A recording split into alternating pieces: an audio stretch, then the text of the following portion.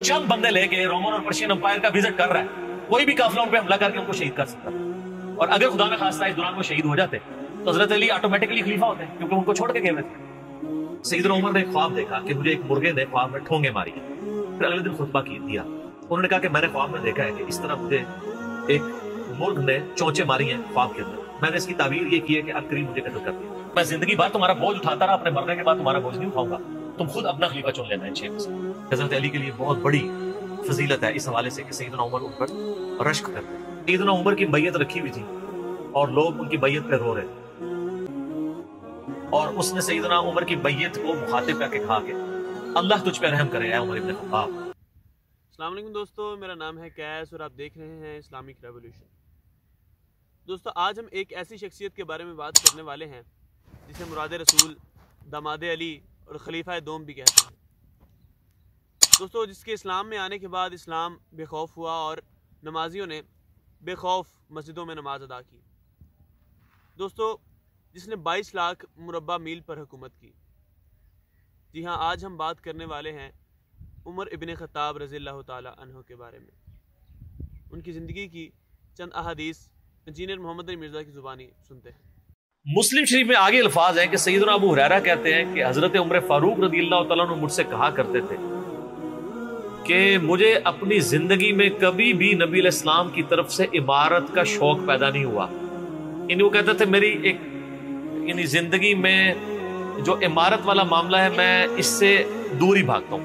आपको पता है ना, हजरत अबू बकर का भी जब ये मशवरा शुरू किया तो हजरत उमर ने सबसे पहले कहा कि जी मुझे तो हम माफी रखें, बाकियों में से कोई मशवरा कर ले, मैं जो भी मुसलमान राजी हो जाएंगे। हजरत अबू बकर ने भी सबसे मशवरा किया, हजरत उमर से नहीं किया। और सबसे मशवरा क्या किया कि इसको कर दूं, तो सबने कहा ठीक है। जब अनाउंसमेंट की तो हजरत उमर ने कहा कि अभी आपने मुझसे मशवरा, उनका मुझे पता था तुमने तो मानना ही नहीं है, बस अब इसको मुसलमानों के मशवरे को कबूल करो। तो हजरत उमर की एक तबीयत में एक आजजी वाला मामला था, और आप देख लें कि यही आजजी है जो उनको ईमान की तरफ ले आई है। नबी इस्लाम की तिरमिज़ी में दुआ है ना, ऐ अल्लाह अमर इब्ने हशाम और उमर इब्ने खत्ताब में से एक को इस्लाम की दौलत दे। अबू जहल को क्यों नहीं मिली? मैं आपको एक ही फर्क, एक ही बंदे की जुबानी बता देता हूं। हजरत अब्दुल्लाह इब्ने मसूद कहते हैं, सही बुखारी में आता है कि जब उस मरने के करीब था, जो 2 बच्चों ने उसको कत्ल करके नीचे गिराया, भी उसकी रमत बाकी थी, तो मैं उसकी जब गर्दन काटने के लिए उसके सीने पे चढ़ा तो मुझे कहने लगा कि तुम एक यानी कम जात के आदमी ने एक बहुत बड़ी सवारी के ऊपर सवार हुआ है और मेरी गर्दन को नीचे से काटना ताकि सरदार की गर्दन नजर आए। ये अकड़ आखिरी वक्त में भी नहीं जा रही है, ठीक है जी। और दूसरी तरफ आप हजरत उमर फारूक रज़ियल्लाहु ताला अन्हु को देखें कि बिलाल हबशी को कह रहे हैं, सही बुखारी में हदीस है कि अबू बकर हमारे सैयद हैं जिन्होंने हमारे सैयद बिलाल को आजाद करवाया। अरब के बनु अदी का सरदार एक हबशी को, ये आप इमेजिन ही नहीं कर सकते आज कि खानदानी वहां पे निजाम, कुरैश तो अपने बराबर किसी को समझते नहीं थे, सैयदुना बिलाल कहते। और एक दफा जब अबू जहल पटाई कर रहा था अब्दुल्ला इब्ने मसूद की, धक्का मार के चला गया। ये सब कुछ उमर सीरीज में फिल्माया कतर वाला। तो वो अब वो नीचे गिरे पड़े हुए हैं, हजरत उमर वहां से गुजरे होते हैं, अभी इस्लाम नहीं कबूल किया। तो वो हाथ पकड़ के उसे उठाते हैं, तो अब्दुल्ला बिन मसूद की जुबान से निकल जाता है कि वल्लाह तुम उन दोनों में से बेहतर।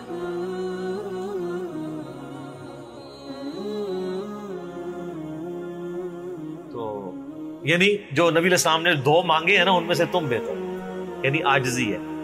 यानी है काफरों की पार्टी में और मेरे साथ भी उसमें सलूक कर रहे हैं, और वही हुआ, अल्लाह ताला उनको कबूल कर लिया। तो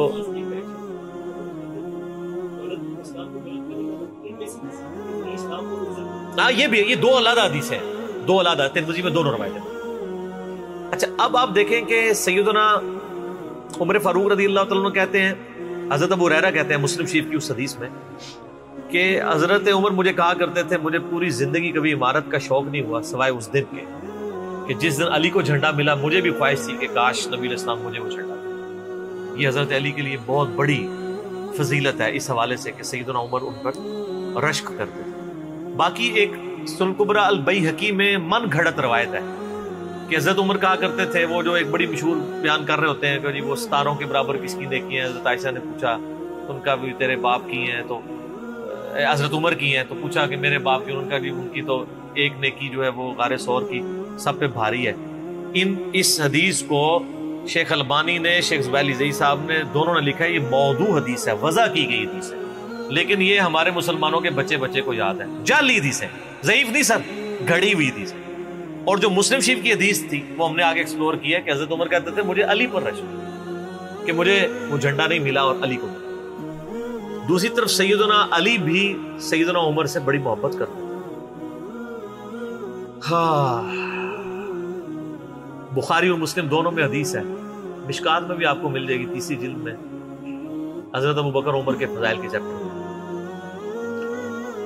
عبداللہ ابن عباس کہتے ہیں کہ سیدنا عمر کی میت رکھی ہوئی تھی اور لوگ ان کی میت پہ رو رہے تھے اور اپنے اپنے انداز میں ان کے اوپر سلام پیش کر رہے تھے کہ آپ کی وجہ سے اللہ نے اسلام کو اتنا عروج دیا، رومن اور پرشین امپائر گر گئی، یرموک اور قادسیہ میں اللہ نے مسلمانوں کو فتوحات دی۔ اور کہتے ہیں اتنے میں ایک شخص میرے پیچھے آگے کھڑا ہوا، کیونکہ میں بھی میت کے سامنے بیٹھا ہوا تھا، اس نے میرے کندھے کے اوپر آ کے یوں کونی رکھ لی اور اس نے سیدنا عمر کی میت کو مخاطب کر کے کہا کہ اللہ تجھ پہ رحم کرے اے عمر ابن خطاب۔ میں نے اللہ کے محبوب صلی اللہ علیہ وآلہ وسلم سے بارہا سنا تھا کہ میں ابو بکر اور عمر فلاں جگہ گئے، میں ابو بکر اور عمر داخل ہوئے، میں ابو بکر اور عمر نکلے، مجھے امید تھی کہ تم اپنے ان 2 ساتھیوں کے ساتھ جا کے ملو گے۔ کون سے 2 ساتھی؟ سیدنا ابو بکر اور سیدنا محمد رسول اللہ صلی اللہ علیہ وآلہ وسلم۔ اور اللہ کی قسم اس روئے ارض پہ تم وہ شخص تھے کہ مجھے خواہش ہے کہ میں تمہارے اعمال کے ساتھ اللہ کے حضور پیش ہوں۔ ظاہر ہے اتنا بڑا عروج سر، انسانی تاریخ کا سب سے بڑا ریولوشن نبی علیہ السلام کا، اس کی ایپیکس سیدنا عمر کے دور میں ہوئی ہے، اور یہ اللہ کا معجزہ ہے۔ نبی علیہ السلام کی مبارک زندگی میں انقلاب آتا نا تو اس طرح کے تو بہت لیڈر پہلے بھی آئے تھے جنہوں نے اپنی زندگیوں میں انقلاب لے کے آئے تھے۔ یہ معجزہ یہ تھا کہ وہ شخص دنیا سے چلا گیا، ہزاروں اس کے ماننے والے مرتد ہو گئے عرب قبائل، اور چند مخلص ساتھی ساتھ ہیں، اس کے باوجود اللہ نے رومن اور پرشین امپائر الٹوا دیے۔ کتنا بڑا معجزہ ہے۔ اگر نبی علیہ السلام اپنی مبارک زندگی میں کر جاتے، وہ تو سکندر اعظم بھی کر گیا، بعد میں چنگیز خان نے بھی کیا، بڑے بڑے لیڈر آئے۔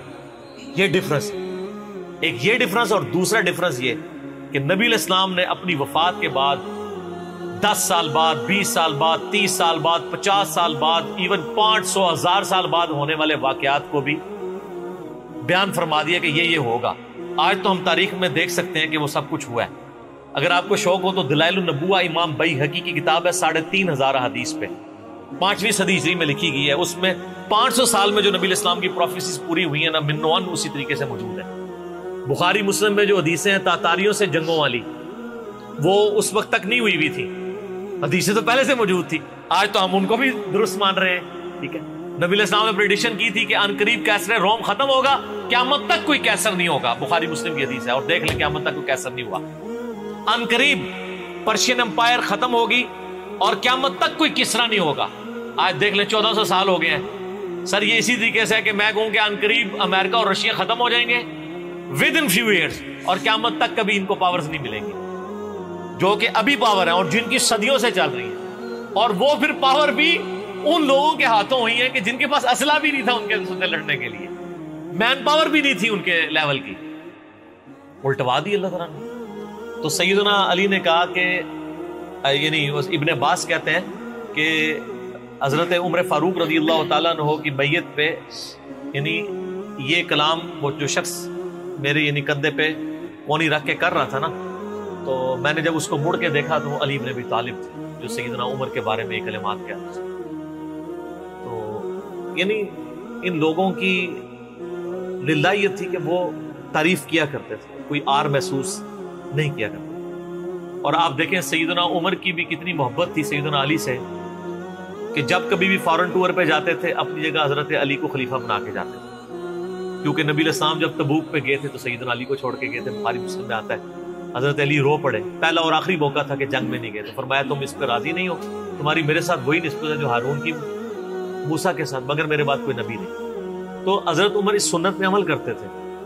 جب بھی وہ جاتے تھے، جب بیت المقدس فتح ہوا، چابیوں کے لیے انہوں نے بلایا، سیدنا علی کو اپنی جگہ چھوڑ کے گئے. اس سنت پہ عمل کیا کرتے. اور یہ بات شیعہ کے ہاں بھی ملتی ہے. میری ایک شیعہ عالم کے ساتھ ایک دفعہ بحث ہوئی، 2011-12 کی بات ہے.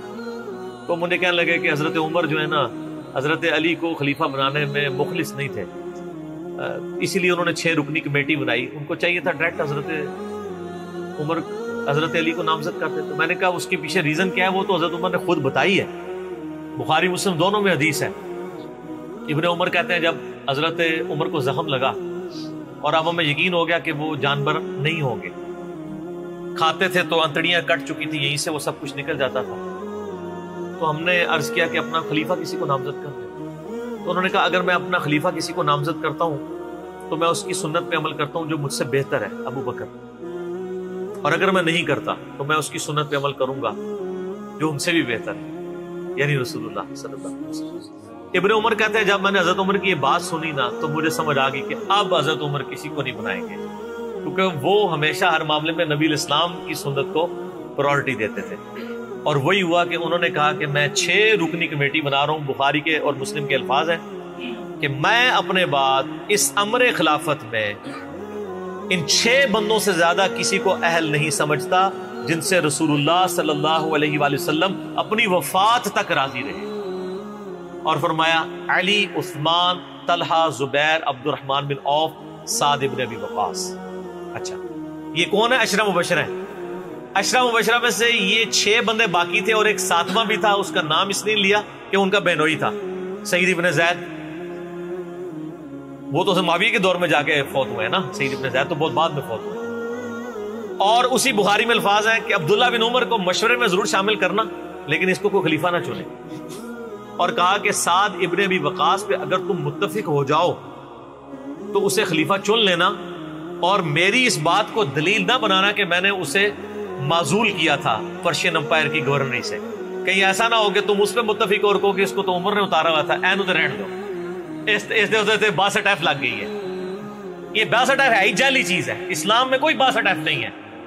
اسلام میں یہ نہیں ہے کہ آپ کو مطلب موت کے غرغرے تک توبہ قبول ہے. آپ ایک بندے کے ساتھ معاملہ ہو جاتا ہے اور وہ توبہ طائب ہو جاتا ہے تو بس ٹھیک ہے. وہ تا حیات نائل کوئی نہیں ہوتا. اسلام میں کوئی تا حیات نہیں ہے. اللہ تعالیٰ کے ساتھ گستاخی کرنے والے کے لیے بھی جامعہ ترمذی میں حدیث ہے کہ موت کے غرغرے تک جو ہے وہ توبہ کا دروازہ کھلا ہوا ہے، موت کے غرغرے سے پہلے. تو 62 ایف نہ لگا دینا اس پہ. وہ ایک معاملہ تھا، وہ حضرت عمر کسی کو 4 سال زیادہ گورنر رہنے نہیں دیتے تھے، انہوں نے ان کو ہٹا دیا. تو یعنی ان لوگوں کی یہ للہیت ہوا کرتی. تو میں نے اس کو کہا کہ دیکھو کہ یہ وجہ تھی کہ انہوں نے نبی الاسلام کی سنت پہ عمل کیا کہ میں ان 6 بندوں سے نبی الاسلام راضی تھے، میں اس کمیٹی بناؤں گا. میں اور اس میں الفاظ ہیں بخاری مسلم میں کہ میں زندگی بھر تمہارا بوجھ اٹھاتا رہا، اپنے مرنے کے بعد تمہارا بوجھ نہیں اٹھاؤں گا، تم خود اپنا خلیفہ چن لینا ان 6 میں سے، یعنی میں کسی کو نامینیٹ نہیں کروں گا. دوسرا میں نے اس شیعہ عالم سے یہ بات کی کہ حضرت عمر اتنے بڑے رسک کے اوپر تھے کہ جس نے پوری دنیا کو الٹ دیا ہے اور وہ چند بندے لے کے رومن اور پرشین امپائر کا وزٹ کر رہا ہے. کوئی بھی قافلہ ان پہ حملہ کر کے ان کو شہید کر سکتا تھا. اور اگر خدا نہ خواستہ اس دوران وہ شہید ہو جاتے تو حضرت علی آٹومیٹکلی خلیفہ ہوتے کیونکہ ان کو چھوڑ کے گئے ہوئے تھے. یہ ان کا اخلاص تھا. پھر سیدنا عمر نے حضرت علی کو چیف جسٹس لگایا ہوا تھا حجاز کا. چیف جسٹس آج کل نہیں سنبھالا جا رہا، اور اس زمانے میں جب اسلام کا دور دورہ ہو، عدل کا نظام ہو، اور تینوں جو زہد کے امام تھے نا حضرت عمر نے ان کو چیف جسٹس لگایا تھا. رومن امپائر گری، اصحاب صفہ میں سے ابو درداء کو لگایا، سب سے غریب ترین صحابی. یہ ان کا کرائٹیریا تھا. ابو سفیان، بڑے بڑے لوگ جو اینڈ پہ مسلمان ہوئے، یہ لائنیں بنا کے کھڑے رہتے تھے. حضرت عمر ان کو نہیں ملتے تھے جب تک باقیوں سے فارغ نہ ہو جائے. وہ کہتے تھے ہم سردار. ان کا نہیں، تم اسلام میں بعد میں آئے ہو. اور وہ مہاجرین کے وظیفے اور اصحاب بدر کے وظیفے انہوں نے باقیوں سے ڈبل لگائے ہوئے تھے کہ انہوں نے برے وقت میں اسلام کا ساتھ. اور پرشین امپائر گری، عبداللہ ابن مسعود زہد ترین صحابی، زہد کے امام، ان کو وہاں پہ چیف جسٹس لگایا. اور حجاز کے اندر سیدنا علی کو لگایا. اور اس سے بھی بڑھ کے سیدنا علی ابن ابی طالب کی ایک بیٹی ہے ام کلثوم. सैयदा फातिमा से उनका रिश्ता मांगा सैयदना उमर कि मेरा अहले बैत रसूल के साथ रिश्ता बना। सही बुखारी में भी इसका जिक्र इशारतन मौजूद है उम्मे कुलसूम का। शिया और सुन्नी दोनों के यहाँ उनकी किताबें तो मानती हैं, बाबे ना माने तो अलग बात है। किताबों में मौजूद है कि सैयदना उमर फारूक की बीवी थी उम्मे कुलसूम, और सलामुल्लाहि अलैहा। इसकी वजह से यानी उन्होंने एक फख्र महसूस किया कि मेरा अहले बैत के साथ एक रिश्तेदारी वाला मामला हो जाए। तो सैयदना उमर इस तरह के मामलात के अंदर अहले बैत के साथ बहुत उसने सलूक वाला मामला किया करते थे। अगरचे उनकी तबीयत में सख्ती जरूर थी, लेकिन जो दीन के मामले में थी वो सारी सख्ती, अपनी जात के मामले में नहीं हुआ करती। सही मुस्लिम में एक हदीस है, उसी पे मैं कंक्लूड करता हूँ कि सैयदना उमर ने एक ख्वाब देखा कि मुझे एक मुर्गे ने ख्वाब में ठोंगे मारी। उन्होंने फिर अगले दिन खुतबा दिया। उन्होंने कहा कि मैंने ख्वाब में देखा है कि इस तरह मुझे एक मुर्ग ने चोंचे मारी हैं ख्वाब के अंदर। मैंने इसकी ताबीर ये की है कि अनकरीब मुझे कत्ल कर दिया, और अगर बाई चांस अचानक मैं मार दिया जाऊं, ये तो किसी को नहीं पता था कि वो एक तकरीबन 3-4 दिन तक जख्मी हालत में होश में रहेंगे। अचानक भी तो मार सकते थे अगर गर्दन उतर जाती। अगर मैं अचानक मार दिया जाऊं तो तुम इस अमरे खिलाफत को इन 6 बंदों से बाहर ना जाने देना। सही मुस्लिम में उन 6 बंदों के नाम नहीं है, लेकिन बुखारी में वो नाम भी है, सैयदना Ali, Usman, Talha, Zubair, Abdurrahman bin of और साद इब्न अबी वक्कास। और उन्होंने कंसेंसस के साथ फिर बाद में सैयदना अली और उस्मान ही बच गए थे, उनमें टाई पड़ गई थी, तो अल्टीमेटली फिर हज़रत उस्मान को चुन लिया गया। तो अगर मैं अचानक मार दिया जाऊं तो इन 6 बंदों से बाहर किसी को खलीफा ना चुनना, और मुझे पता है कि जब तुम इन 6 बंदों में से किसी को खलीफा चुनोगे तो कुछ लोग तुम्हारी मुखालफत करेंगे, और ये वही लोग हैं जिनको मैंने इस्लाम की खातिर अपने हाथों से मारा हुआ है। यानी वो लोग जो बिल्कुल एंड पे मुसलमान हुए हैं, जिनसे हमने गज़वा बदर, खंदक, ओहद लड़ी हुई है। अब ये एंड पे मुसलमान हुए हैं, चूंकि वहां पे भी इन्होंने हुक्मरानी देखी हुई है, तो यहां पे भी इनकी ख्वाहिश ये होगी कि इनमें से किसी को खलीफा चुना जाए। तो जब तुम देखो कि ऐसे लोग इस खिलाफत के दुश्मन हैं, इन 6 में से किसी बंदे की खिलाफत की मुखालफत कर रहे हैं, तो तुम समझ लेना कि ये लोग अल्लाह के दुश्मन, और दूसरे अल्फाज तो बड़े सख्त हैं, काफिर हैं। अब इसकी इंजीनियरिंग मैं नहीं करता, वो फिर किसी और तरफ बात चली जाएगी। आप मेरा रिसर्च पेपर वाक़या करबला का हकीकी पस मंज़र 72 सहीहुल इस्नाद हदीस की रोशनी में, जिसमें मैंने 200 रवायतें अक्सर बुखारी मुस्लिम से पेश की हैं, उसके स्टार्ट में मैंने हदीस लिख के फिर लिखा है कि अब आंदा सफ़ात में आपको पता चलेगा कि सैयदना उमर इस्लाम का दुश्मन किन लोगों को समझते थे। और यही अल्फाज सही बुखारी में अब्दुल्ला बिन उमर ने भी इस्तेमाल किए थे। किसके बारे में किए थे वो हमारा आप रिसर्च पेपर, ठीक है।